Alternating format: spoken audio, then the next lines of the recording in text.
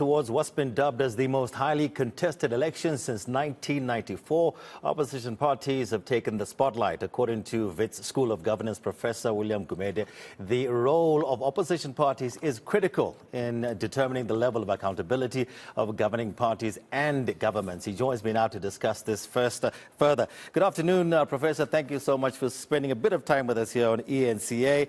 Before we talk about the role of opposition parties, you also say loss of power is the ultimate motivator for governing parties to fulfill promises.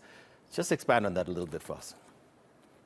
No, thank you for having me. I mean, the most important thing in a democracy is that governing parties will only become responsive and accountable, and services will only be delivered if parties fear they're going to be voted out. Now, if they don't fear being voted out, there will be no incentive for them to be accountable and to be clean and honest and responsive. So people often think, I mean, voters and citizens often think that, well, actually, I support a party because the party has the policies that I agree with. That is not going to hold a party accountable.